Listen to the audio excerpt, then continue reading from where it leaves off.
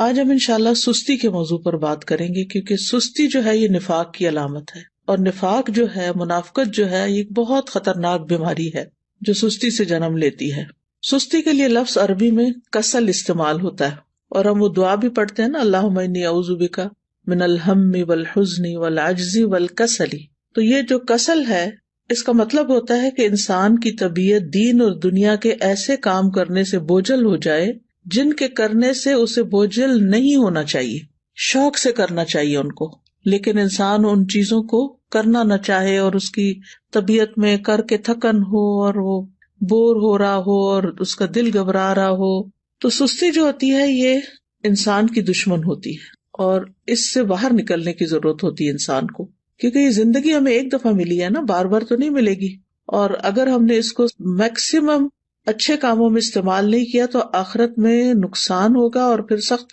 پریشانی ہوگی، اور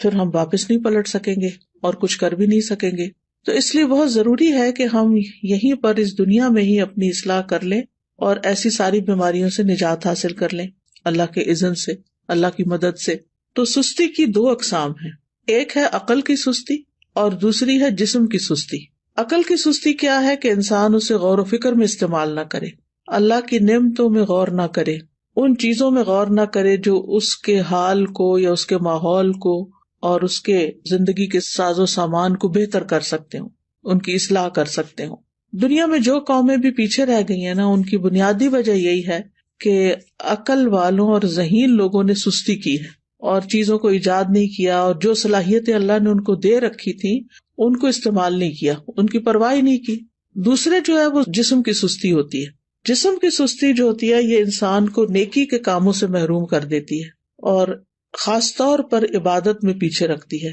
جیسے ابھی آپ نے یہ آیت کی تلاوت سنی کہ منافق جو ہیں جب نماز کے لیے کھڑے ہوتے ہیں تو انتہائی سستی سے کھڑے ہوتے ہیں، اور بس دکھانے کی نماز پڑھتے ہیں کہ دوسروں کو پتہ چل جائے کہ ہم نے نماز پڑھ لی، اور وہ اللہ کو بہت تھوڑا یاد کرتے ہیں۔ یعنی ذکر میں بھی سستی، نماز میں بھی سستی، وضو میں سستی، ہر نیکی کے کام میں سستی۔ اسی طرح جسم کی سستی جو ہوتی ہے وہ انسان کو دنیا میں بھی ترقی سے محروم رکھتی ہے۔ یعنی جو کام انسان کو اپنے جسم سے کرنے ہوتے ہیں، اگر وہ اپنے جسم کو استعمال ہی نہیں کرتا اور محنت نہیں کرتا، مشقت نہیں کرتا، تو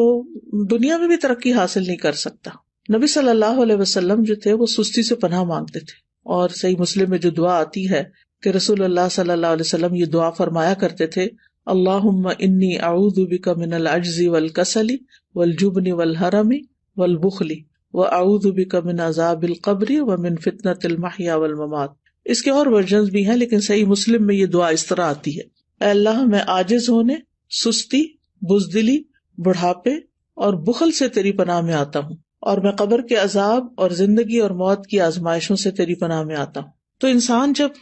بے بس ہوتا ہے اور سست ہوتا ہے تو ہر بھلائی سے محروم ہو جاتا ہے۔ ابن قیم کہتے ہیں کہ نبی صلی اللہ علیہ وسلم نے بے بسی اور سستی سے پناہ مانگی کیونکہ یہ دونوں ایک دوسرے کے ساتھی ہیں۔ تو اگر کوئی بندہ کامل عبادت نہ کرتا ہو، مثلا صرف فرض پڑھ لیے، صرف چھوٹی چھوٹی صورتیں پڑھ کے جلدی سے بس سلام پھیر دیا، اور اس بارے میں اپنی اصلاح بھی نہ کرتا ہو، کوشش بھی نہ کرتا ہو، تو یا تو وہ اس پر قدرت نہیں رکھتا، وہ کر ہی نہیں سکتا، بالکل ہی نکما انسان ہے، اور اس کا قدرت نہ رکھنا کیا ہے؟ بے بسی ہے، یعنی ہمت ہی نہیں اس کی، یا وہ اس پہ قادر ہوتا ہے لیکن کام نہیں کرنا چاہتا، اور یہ سستی ہے۔ یعنی ایک تو شخص ہے مثلا بیمار ہے یا بوڑھا ہے یا مجنون ہے، اس کی عقل ہی کام نہیں کرتی، یا مشلول ہے یعنی پیرالائزڈ ہے، تو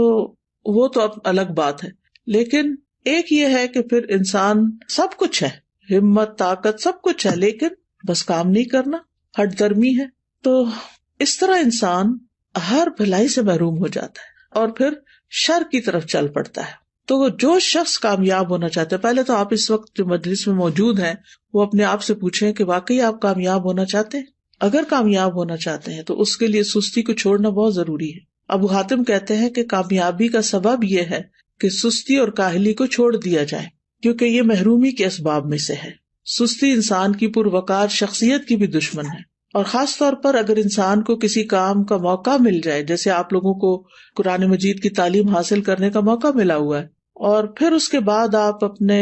کورس کو پراپر طریقے سے نہ کریں، ٹیسٹ کی تیاری نہ کریں، وقت پر ٹیسٹ میں حاضر نہ ہوں، ری ٹیسٹ ٹائم پر نہ دیں، اور اپنی جوانی کا، اپنے وقت کا، اپنی عمر کا 1 سال وہ صرف سستی میں گنوا دیں، تو یہ تو بہت بڑی غلطی ہے، اور یہ تو اپنے لیے تباہی لانا ہے، یعنی یہ ناکامی. کیونکہ بہت سے اسٹوڈینٹ جب ایڈمیشن لیتے اور پاس نہیں ہوتے اور پھر سال گزار کے چلے جاتے ہیں، نہ سرٹیفکیٹ لیا، نہ کوئی قرآن مکمل کیا، اور نہ ہی کوئی جو کرنے کے کام تھے وہ کیے، نہ پوری طرح سارے لیسن سنے، نہ سارے سبجیکٹس اٹینڈ کیے، کبھی صبح دیر سے آیا، یعنی مختلف طریقے سے اپنا وقت ضائع کیا. تو پھر آپ دیکھیے کہ کل قیامت کے دن کتنی ریگریٹس ہوں گی کہ کاش ہم اپنا یہ وقت صحیح طرح استعمال کرتے. اور اگر ہم ان لوگوں کو دیکھیں گے جو ہم سے آگے نکل گئے تو ہمیں کتنی شرمندگی اور کتنی پریشانی ہوگی کہ ہمارے پاس بھی یہی وقت تھا اور ہم کر بھی سکتے تھے لیکن ہم نے نہیں کیا، تو اپنے ساتھ دشمنی کی. تو ایسا شخص کبھی بھی اپنے مقاصد میں کامیاب نہیں ہوتا جو سستی کا مظاہرہ کرتا ہے، اور اس کی جو آرزویں ہوتی ہیں بس وہ آرزویں ہی رہ جاتی ہیں. اور بعض اوقات یہ ہوتا ہے کہ انسان ندامت کے ساتھ ساتھ اس پہ نحوست بھی طاری ہو جاتی ہے. تو سستی کے خلاف ہم نے جنگ کو جیتنا ہے. ٹھیک ہے، ہم نے سستی کے خلاف ایک جنگ کرنی ہے اور پھر اس میں جیتنا بھی ہے. ابن قیم کہتے ہیں جب رات چھا جاتی ہے تو نیند اور بیداری کے درمیان ایک جنگ واقع ہو جاتی ہے. پس شوق اور خوف بیداری کے لشکر میں اگلی صف میں ہوتے ہیں، اور سستی اور کمزوری غفلت کے لشکر میں اگلی صف میں ہوتے ہیں. ان دونوں آپس میں آمنے سامنے ہوتے ہیں. پس شوق رکھنے والا شخص سچا حملہ کرتا ہے تو وہ کمزوری اور نیند کے لشکر کو شکست دے دیتا ہے اور مال غنیمت حاصل کر لیتا ہے. پھر جب فجر طلوع ہوتی ہے تو مال غنیمت کے حصے تقسیم ہو چکے ہوتے ہیں اور سونے والوں کو اس کی کچھ خبر نہیں ہوتی. تو جو شخص سستی کا عادی ہوتا ہے پھر آرام پرستی کی طرف مائل ہوتا ہے تو وہ جب اٹھتا ہے تو بھاری بدن، بھاری سوچ اور پریشانی کے ساتھ اٹھتا ہے. اب یہ ہے کہ اس کی وجوہات کیا ہوتی ہیں، تھوڑی سی وجوہات بھی ہمیں معلوم ہونی چاہیے. سب سے پہلی چیز تو نفاق ہے، اور نفاق کی وجہ سے انسان دینی فرائض میں سستی کا شکار ہوتا ہے، کیونکہ منافق کی نیت اچھی نہیں ہوتی. اگر کوئی کام کرتا بھی ہے عبادت وغیرہ تو ریاکاری دکھاوے کے لیے کرتا ہے، لوگوں کی دنیا کی سزا سے ڈرتے ہوئے ایسے کرتا ہے کہ اگر نماز نہیں پڑھی تو ماں باپ کیا کہیں گے، وہ گھر سے نکال دیں گے، یا یہ کہ پھر میں لوگوں کی نظروں سے گر جاؤں گا. اسی طرح یہ ہے کہ لیسن صرف استاد کے ڈر سے یاد کرنا، قرآن کے شوق میں یاد نہ کرنا، قرآن سے محبت کی وجہ سے یاد نہ کرنا، ڈپلومہ کورس کرنا تعلیم القرآن کا لیکن اللہ کی خوشنودی کے لیے نہ کرنا، صرف ماں باپ کی خاطر کر لینا، یا پھر یہ کہ لوگوں کو بتانے کے لیے جی اس نے قرآن پڑھا ہوا ہے. تو ہمیں اپنی نیت کی بھی اصلاح کرنی ہے اور پھر اللہ کی محبت میں یہ کام کرنا ہے اور پورے شوق کے ساتھ کرنا ہے. دوسری وجہ ہوتی ہے آرام پسندی، یعنی انسان اپنے آپ کو کوئی تکلیف نہیں دینا چاہتا، بس آرام ہی کرنا چاہتا ہے. اور تیسرا یہ ہے کہ بعض اوقات انسان کی جو فراغت ہوتی ہے کہ اس کے اوپر کوئی بڑی ذمہ داری نہیں، کوئی اس کے مقاصد نہیں زندگی میں، تو پھر اس کے لیے کوئی موٹیویشن ہی نہیں ہوتی، بس ایسے ہی ادھر ادھر ہاتھ پاؤں مارتا رہتا ہے اور لگ کے کوئی کام نہیں کرتا. اور صحابہ جو تھے وہ فارغ انسان کو سخت ناپسند کرتے تھے. ابن مسعود کہتے ہیں رضی اللہ عنہ، میں اس بندے کو پسند نہیں کرتا جسے میں بالکل فارغ دیکھتا ہوں، نہ وہ دنیا کے کسی کام میں مشغول ہوتا نہ آخرت کے کام میں، بس بیکار بیٹھے ہوتے ہیں لوگ. آپ نے دیکھا ہوگا کہ ہمارے یہاں کتنا عام ہے، پارکوں میں بیٹھے ہیں لوگ، سڑکوں پہ بیٹھے ہیں، فٹ پاتھ پہ بیٹھے ہیں، فارغ ہیں، بینچوں پہ بیٹھے ہیں، کوئی سگریٹ پی رہا ہے، کوئی باتیں کر رہا ہے، کوئی ٹھٹے مار رہا ہے، بس ادھر ادھر کی باتیں. پھر اسی طرح یہ ہے کہ ایک اور وجہ یہ بھی ہوتی ہے عیش پسندی، خوشحالی، کہ انسان کو جب اور لوگ کام کرنے کے لیے خدمت کے لیے مل جاتے ہیں تو پھر وہ خود کام نہیں کرتا اور اس طرح وہ بیکار رہنے کا عادی بن جاتا ہے. لیکن بہت سے عقل مند مالدار لوگ ایسے دیکھے گئے ہیں، وہ کام کر کے خوش ہوتے ہیں، ان کے پاس مال ہوتا ہے، وہ بہت سے خادم رکھ سکتے ہیں لیکن پھر بھی وہ اپنا کام خود کرتے ہیں، اپنی گاڑی خود چلاتے ہیں. اور اگر آپ یہاں پر آ کر آپ دیکھیں